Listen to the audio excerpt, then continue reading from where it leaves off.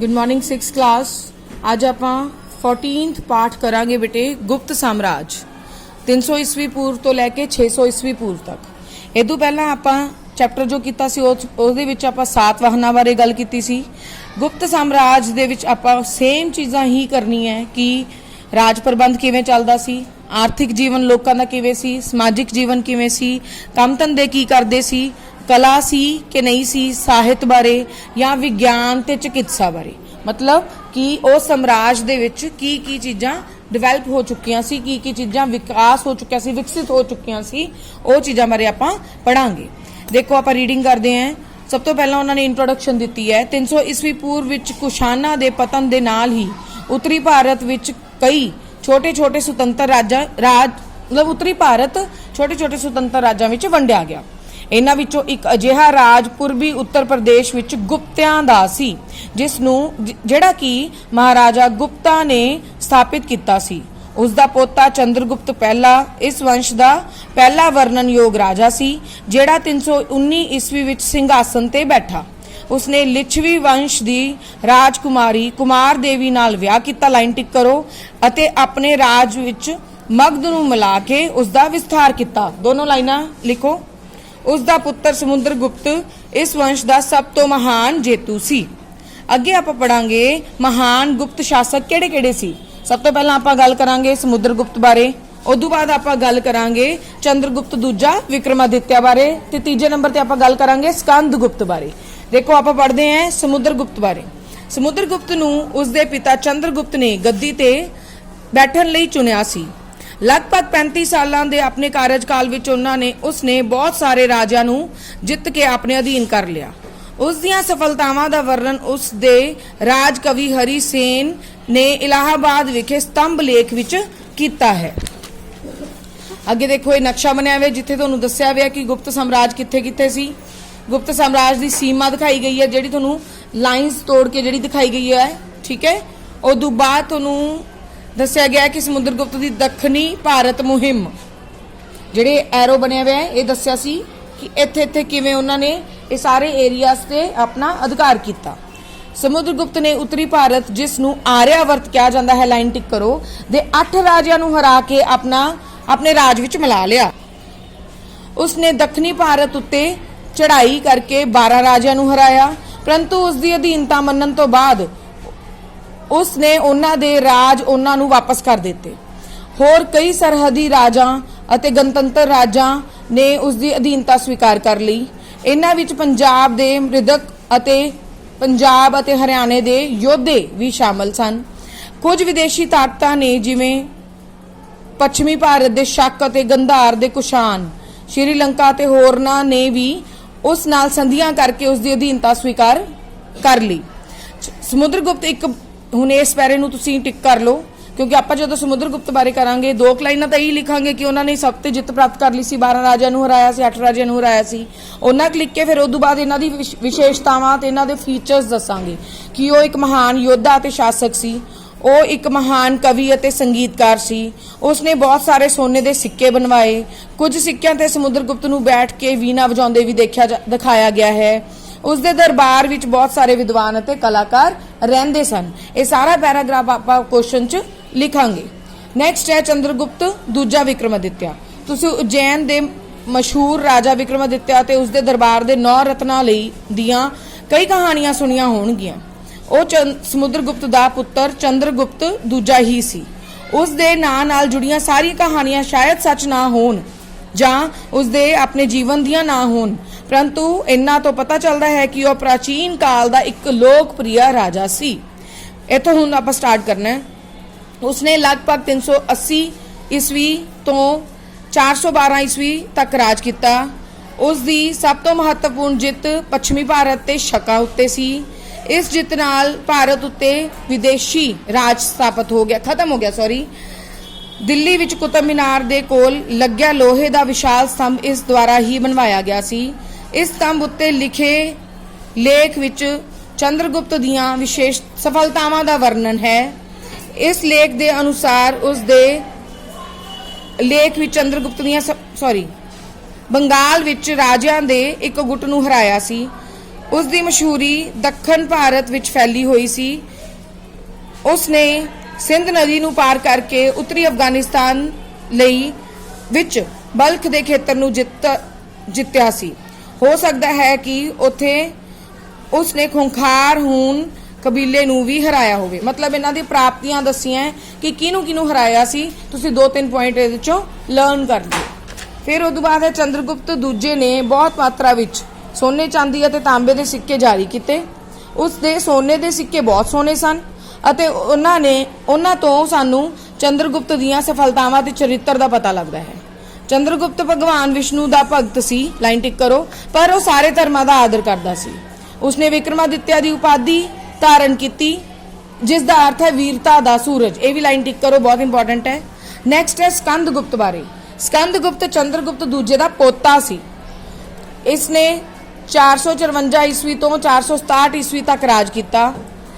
ਇਹ ਵੀ ਇੱਕ ਮਹਾਨ ਰਾਜਾ ਤੇ ਜੇਤੂ ਸੀ। ਉਸ ਨੇ ਰਾਜਗੱਦੀ ਤੇ ਬੈਠਣ ਤੋਂ ਛੇਤੀ ਬਾਅਦ ਹੀ ਹੂਣਾ ਨੇ ਭਾਰਤ ਉੱਤੇ ਹਮਲਾ ਕਰ ਦਿੱਤਾ। ਸਕੰਦਗੁਪਤ ਨੇ ਉਹਨਾਂ ਨੂੰ ਹਰਾ ਕੇ ਭਾਰਤ ਤੋਂ ਬਾਹਰ ਕੱਢਿਆ। ਪੁਸ਼ਯਮਿੱਤਰ ਨਾਮ ਦੀ ਇੱਕ ਹੋਰ ਜਾਤੀ ਨੂੰ ਵੀ ਉਸ ਨੇ ਭਾਰਤ ਤੋਂ ਬਾਹਰ ਕੱਢ ਦਿੱਤਾ ਜਾਂ ਉਸ ਨੂੰ ਹਰਾਇਆ। ਸਕੰਦਗੁਪਤ ਦੇ ਬਾਅਦ ਗੁਪਤ ਵੰਸ਼ ਦਾ ਪਤਨ ਸ਼ੁਰੂ ਹੋ ਗਿਆ। ਸਕੰਦਗੁਪਤ ਦੇ ਬਾਅਦ ਕਈ ਗੁਪਤ ਰਾਜੇ ਹੋਏ, ਪਰੰਤੂ ਉਹ ਜ਼ਿਆਦਾ ਸ਼ਕਤੀਸ਼ਾਲੀ ਨਹੀਂ ਸਨ। ਹੌਲੀ ਹੌਲੀ ਉਹਨਾਂ ਦੇ ਅਧੀਨ ਬਹੁਤ ਸਾਰੇ ਰਾਜ ਆਜ਼ਾਦ ਹੋ ਗਏ। ਇਸ ਦੇ ਨਾਲ ਹੀ ਹੂਣਾ ਆਦਿ ਵਿਦੇਸ਼ੀਆਂ ਦੇ ਹਮਲੇ ਨਾਲ 550 ਈਸਵੀ ਦੇ ਲਗਭਗ ਉਹਨਾਂ ਦਾ ਰਾਜ ਦਾ ਅੰਤ ਹੋਇਆ। ਹੁਣ ਦੇਖੋ ਆਪਾਂ ਪੜਾਂਗੇ ਰਾਜ ਪ੍ਰਬੰਧ ਬਾਰੇ ਕਿ ਗੁਪਤ ਕਾਲ ਵਿੱਚ ਰਾਜੇ ਦਾ ਅਹੁਦਾ ਸਭ ਤੋਂ ਉੱਚਾ ਸੀ। ਉਹ ਮੰਤਰੀਆਂ ਨੂੰ ਜਾਂ ਸੈਨਾਪਤੀਆਂ ਨੂੰ ਆਪਣੇ ਰਾਜ ਦੇ ਪ੍ਰਬੰਧ ਦੇ ਲਈ ਸਹਾਇਤਾ ਲੈਂਦਾ ਸੀ। ਉਸ ਦੇ ਸਮਰਾਜ ਨੂੰ ਕਈ ਸੂਬਿਆਂ ਵਿੱਚ ਵੰਡਿਆ ਗਿਆ ਸੀ ਜਿਹਨੂੰ ਭੁਗਤੀ ਕਹਿੰਦੇ ਸੀ। ਸ਼ਾਸਨ ਪ੍ਰਬੰਧ ਚਲਾਉਣ ਲਈ ਗਵਰਨਰ ਰੱਖੇ ਹੋਏ ਸਨ ਜਿਨ੍ਹਾਂ ਨੂੰ ਔਪਰਿਕ ਮਹਾਰਾਜ ਵੀ ਕਿਹਾ ਜਾਂਦਾ ਸੀ। ਜ਼ਿਲ੍ਹਿਆਂ ਨੂੰ ਵਿਸ਼ਾ ਕਿਹਾ ਜਾਂਦਾ ਸੀ। ਉਹਨਾਂ ਤੋਂ ਹੇਠਾਂ ਸ਼ਹਿਰ ਅਤੇ ਪਿੰਡ ਸਨ। ਸਮਰਾਜ ਦੀ ਰਾਜਧਾਨੀ ਪਾਟਲੀਪੁੱਤਰ ਸੀ। ਬਹੁਤ ਈਜ਼ੀ ਹੈ ਇਹ। ਨੈਕਸਟ ਵੱਡੇ ਅਧਿਕਾਰੀ ਹੈ ਜਿਹੜੇ ਉਹਨਾਂ ਨੂੰ ਕੁਮਾਰ ਮਾਤਿਆ ਕਿਹਾ ਜਾਂਦਾ ਸੀ। ਇਹ ਅੱਜ ਕੱਲ ਦੇ IAS ਅਫਸਰਾਂ ਦੀ ਤਰ੍ਹਾਂ ਹੁੰਦੇ ਸਨ। ਇਹਨਾਂ ਨੂੰ ਕਈ ਮਹੱਤਵਪੂਰਨ ਅਹੁਦੇ ਦਿੱਤੇ ਜਾਂਦੇ ਸਨ ਜਿਵੇਂ ਕਿ ਵਿਦੇਸ਼ੀ ਮੰਤਰੀ, ਸੈਨਾਪਤੀ, ਗ੍ਰਹਿ ਸਕੱਤਰ ਆਦਿ। ਗੁਪਤ ਸ਼ਾਸਨ ਪ੍ਰਬੰਧ ਬੜੇ ਸੁਚੱਜੇ ਢੰਗ ਨਾਲ ਚਲਾਇਆ ਜਾਂਦਾ ਸੀ। ਨੈਕਸਟ ਹੈ ਸਮਾਜ ਬਾਰੇ। ਸਮਾਜ ਬਹੁਤ ਖੁਸ਼ਹਾਲ ਸੀ, ਲੋਕ ਬਹੁਤ ਖੁਸ਼ ਸੀ, ਸੁਖੀ ਸੀ।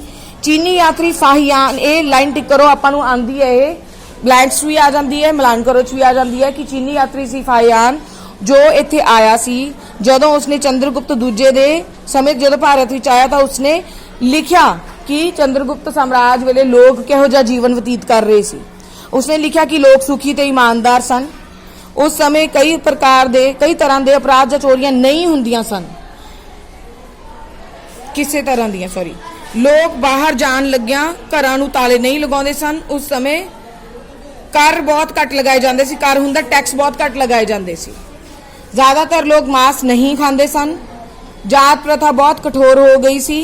ਕੋਈ ਵੀ ਵਿਅਕਤੀ ਆਪਣੀ ਮਰਜ਼ੀ ਨਾਲ ਜਾਤ ਨਹੀਂ ਬਦਲ ਸਕਦਾ ਸੀ। ਫਿਰ ਹੈ ਆਰਥਿਕ ਜੀਵਨ, ਮਤਲਬ ਲੋਕ ਪੈਸੇ ਕਿਵੇਂ ਕਮਾਉਂਦੇ ਸੀ। ਉਹਨਾਂ ਦਾ ਜੀਵਨ ਖੁਸ਼ਹਾਲ ਸੀ। ਟੈਕਸ ਬਹੁਤ ਘੱਟ ਲਗਾਏ ਜਾਂਦੇ ਸੀ। ਰੋਜ਼ਾਨਾ ਲੋੜ ਦੀਆਂ ਚੀਜ਼ਾਂ ਜਿਹੜੀਆਂ ਹੁੰਦੀਆਂ ਸੀ ਉਹ ਸਸਤੀਆਂ ਸੀ। ਖਰੀਦਣ ਲਈ ਉਹਨਾਂ ਨੂੰ ਕੋਈ ਜ਼ਿਆਦਾ ਮੁਸ਼ੱਕਤ ਨਹੀਂ ਕਰਨੀ ਪੈਂਦੀ ਸੀ। ਕੌਡੀਆਂ ਜਾਂ ਤਾਂਬੇ ਦੇ ਸਿੱਕਿਆਂ ਦੀ ਵਰਤੋਂ ਦੇ ਨਾਲ ਹੀ ਉਹ ਰੋਜ਼ਾਨਾ ਵਰਤੋਂ ਦੀ ਚੀਜ਼ਾਂ ਖਰੀਦ ਲੈਂਦੇ ਸੀ। ਪਰ ਸਭ ਤੋਂ ਜ਼ਿਆਦਾ ਸੋਨੇ ਦੇ ਸਿੱਕੇ ਜਿਨ੍ਹਾਂ ਨੂੰ ਦਿਨਾਰ, ਲਾਈਨ ਟਿਕ ਕਰੋ, ਕਹਿੰਦੇ ਸਨ, ਇਸ ਕਾਲ ਵਿੱਚ ਜਾਰੀ ਕੀਤੇ ਗਏ। ਯਾਦ ਰੱਖਣਾ ਹੈ ਕਿ ਸੋਨੇ ਦੇ ਸਿੱਕੇ ਸਭ ਤੋਂ ਜ਼ਿਆਦਾ ਗੁਪਤ ਸਾਮਰਾਜ ਵਿੱਚ ਜਾਰੀ ਕੀਤੇ ਗਏ ਸੀ। ਗੁਪਤ ਕਾਲ ਦੇ ਸੋਨੇ ਦੇ ਸਿੱਕੇ ਸੰਕੇਤ ਕਰਦੇ ਹਨ ਕਿ ਉਸ ਸਮੇਂ ਦੇਸ਼ ਵਿਦੇਸ਼ ਨਾਲ ਵਪਾਰ ਬਹੁਤ ਉન્નਤ ਸੀ। ਦੱਖਣੀ ਪੂਰਬੀ ਏਸ਼ੀਆ ਦੇ ਦੇਸ਼ਾਂ ਜਿਵੇਂ ਕਿ Myanmar, Thailand, Malaysia, Vietnam, Indonesia, ਇਹਨਾਂ ਦੇ ਨਾਲ ਵਪਾਰਕ ਵੀ ਤੇ ਸੰਸਕ੍ਰਿਤਿਕ ਸੰਬੰਧ ਵੀ ਸਥਾਪਿਤ ਹਨ। ਚੀਨ, ਮੱਧ ਏਸ਼ੀਆ ਤੇ ਯੂਰਪ ਦੇ ਦੇਸ਼ਾਂ ਨਾਲ ਵੀ ਭਾਰਤ ਦੇ ਵਪਾਰਕ ਸੰਬੰਧ ਸਨ। ਲੋਕਾਂ ਦਾ ਕੰਮ ਕੀ ਸੀ? ਖੇਤੀਬਾੜੀ ਕਰਨਾ, ਲਾਈਨ ਪੂਰਾ ਪੈਰਾ ਟਿਕ ਕਰੋ ਇਹ। ਇਸ ਤੋਂ ਇਲਾਵਾ ਪਸ਼ੂ ਪਾਲਣਾ, ਉਦਯੋਗਿਕ ਧੰਦੇ, ਵਪਾਰ। ਸੇਠਾਂ ਤੇ ਵਪਾਰੀਆਂ ਉਤਪਾਦਕਾਂ ਦੇ ਆਪਣੇ ਆਪਣੇ ਸੰਘ ਸਨ ਜਿਨ੍ਹਾਂ ਨੂੰ ਨਿਗਮ ਜਾਂ ਸ਼੍ਰੇਣੀ ਕਿਹਾ ਜਾਂਦਾ। ਉਹ ਆਪਣੇ ਆਪਣੇ ਕਿੱਤੇ ਦਾ ਸੰਗਠਨ ਕਰਦੇ ਸਨ, ਮਤਲਬ ਇਕੱਠੇ ਹੋ ਕੇ ਆਪਦਾ ਕੰਮ ਕਰਦੇ ਸਨ। ਫਿਰ ਆਊਗੀ ਗੱਲ ਕਲਾ ਤੇ ਸਾਹਿਤ ਦੀ। ਗੁਪਤ ਕਾਲ ਦੇ ਵਿੱਚ ਉੱਚ ਦਰਜੇ ਦਾ ਸਾਹਿਤ ਤੇ ਕਲਾ ਦੀ ਰਚਨਾ ਕੀਤੀ ਗਈ। ਸੰਸਕ੍ਰਿਤੀ ਦੇ ਪ੍ਰਸਿੱਧ ਕਵੀ ਕਾਲੀਦਾਸ ਨੇ ਆਪਣੇ ਬਹੁਤ ਸਾਰੇ ਨਾਟਕ ਅਤੇ ਕਵਿਤਾਵਾਂ ਲਿਖੀਆਂ, ਲਾਈਨ ਟਿਕ ਕਰੋ। ਉਹਨਾਂ ਦੁਆਰਾ ਲਿਖਿਆ ਗਿਆ ਸ਼ਕੁੰਤਲਾ ਤੇ ਕਾਵ ਮੇਘਦੂਤ ਕਿਹਨੇ ਲਿਖਿਆ ਸੀ? ਹੁਣੇ ਆਪਾਂ ਗੱਲ ਕੀਤੀ ਹੈ ਕਿ ਕਾਲੀਦਾਸ ਨੇ, ਕਵੀ ਕਾਲੀਦਾਸ ਨੇ ਸ਼ਕੁੰਤਲਾ ਤੇ ਮੇਘਦੂਤ ਲਿਖਿਆ। ਇਹ ਤੁਹਾਨੂੰ ਕੁਐਸਚਨ ਵੀ ਆ ਸਕਦਾ ਹੈ, ਆਊਗਾ ਹੀ ਆਊਗਾ, ਛੋਟੇ ਕੁਐਸਚਨਸ ਆਉਂਦੇ ਜਦੋਂ। ਇਸ ਕਰਕੇ ਅਮਰ ਸਿੰਘ ਸ਼ੂਦਰਕ ਦਨਿੜਨ ਇਸ ਕਾਲ ਦੇ ਬਹੁਤ ਪ੍ਰਸਿੱਧ ਵਿਦਵਾਨ ਸੀ। ਮਥੁਰਾ ਇਸ ਕਾਲ ਵਿੱਚ ਕਲਾ ਦਾ ਇੱਕ ਪ੍ਰਸਿੱਧ ਕੇਂਦਰ ਬਣ ਗਿਆ ਸੀ, ਲਾਈਨ ਟਿਕ ਕਰੋ। ਇੱਥੇ ਬੁੱਧ, ਜੈਨ ਅਤੇ ਹਿੰਦੂ ਦੇਵੀ ਦੇਵਤਿਆਂ ਦੀਆਂ ਬਹੁਤ ਸੁੰਦਰ ਮੂਰਤੀਆਂ ਬਣਾਈਆਂ ਜਾਂਦੀਆਂ ਹਨ। ਉੱਤਰ ਪ੍ਰਦੇਸ਼ ਵਿੱਚ ਵਾਰਾਣਸੀ ਦੇ ਕੋਲ ਸਾਰਨਾਥ ਦੀ ਬਹੁਤ ਪ੍ਰਸਿੱਧ ਮੂਰਤੀਆਂ ਹਨ। ਇਸ ਸਮੇਂ ਵਿੱਚ ਕਈ ਸੁੰਦਰ ਮੰਦਿਰ ਵੀ ਬਣਵਾਏ ਗਏ। ਮੱਧ ਪ੍ਰਦੇਸ਼ ਵਿੱਚ ਦੇਵਗੜ੍ਹ ਅਤੇ ਕਾਨਪੁਰ ਦੇ ਨੇੜੇ ਭੀਤਰੀ ਪਿੰਡ ਦੇ ਮੰਦਿਰ ਬਹੁਤ ਪ੍ਰਸਿੱਧ ਸਨ। ਮਹਾਰਾਸ਼ਟਰ ਵਿੱਚ ਅਜੰਤਾ ਲੋਰਾ ਕੇਵਸ ਜਿਹੜੀਆਂ ਗੁਫਾਵਾਂ ਉਹ ਬਣਾਈਆਂ ਗਈਆਂ। ਇਹਨਾਂ ਗੁਫਾਵਾਂ ਵਿੱਚ ਇਸੇ ਕਾਲ ਦੇ ਚਿੱਤਰ ਵੀ ਬਣੇ ਹੋਏ ਹਨ। ਗੁਪਤ ਕਾਲ ਦੇ ਰਾਜਿਆਂ ਨੇ ਇਹਨਾਂ ਗੁਫਾਵਾਂ ਨੂੰ ਬੌਧ ਭਿਕਸ਼ੂਆਂ ਦੇ ਰਹਿਣ ਅਤੇ ਪੂਜਾ ਕਰਨ ਲਈ ਬਣਵਾਇਆ ਸੀ। ਗੁਪਤ ਕਾਲ ਵਿੱਚ ਸਾਂਚੀ ਦੇ ਸਤੂਪ ਦਾ ਵੀ ਪੁਨਰ ਨਿਰਮਾਣ ਕੀਤਾ ਗਿਆ। ਆ ਫੋਟੋ ਜਿਹੜੀ ਬਣੀ ਹੈ ਰਜੇ, ਇਹ ਮੱਧ ਪ੍ਰਦੇਸ਼ ਵਿੱਚ ਵਿਸ਼ਨੂੰ ਦੀ ਮੂਰਤੀ ਹੈ। ਜਿਹੜੀ ਨੀਚੇ ਹੈ ਉਹ ਮੱਧ ਪ੍ਰਦੇਸ਼ ਵਿੱਚ ਖਜਰਾਓ ਮੰਦਿਰ ਦੀ ਇਹ ਪੇਪਰ ਚ ਆਂਦਾ ਹੁੰਦਾ ਹੈ, ਠੀਕ ਹੈ। ਉਹ ਮੂਰਤੀ ਦੇ ਦਿੰਦੇ ਆ, ਪੁੱਛਦੇ ਆ ਕਿ ਕਿੱਥੇ ਬਣੀ ਹੋਈ ਹੈ, ਕਿਹੜੇ ਕਾਲ ਚ ਬਣਵਾਈ ਗਈ ਸੀ। ਤੁਸੀਂ ਕਹਿ ਦੋਗੇ ਗੁਪਤ ਸਾਮਰਾਜ ਵੇਲੇ, ਗੁਪਤ ਕਾਲ ਵੇਲੇ ਬਣਾਈ ਗਈ ਸੀ। ਫਿਰ ਹੈ ਵਿਗਿਆਨ ਅਤੇ ਤਕਨੀਕ। ਗੁਪਤ ਰਾਜਿਆਂ ਦੀ ਸਰਪ੍ਰਸਤੀ ਵਿੱਚ ਵਿਗਿਆਨ ਅਤੇ ਤਕਨੀਕ ਦੀ ਵੀ ਬਹੁਤ ਉન્નਤੀ ਹੋਈ।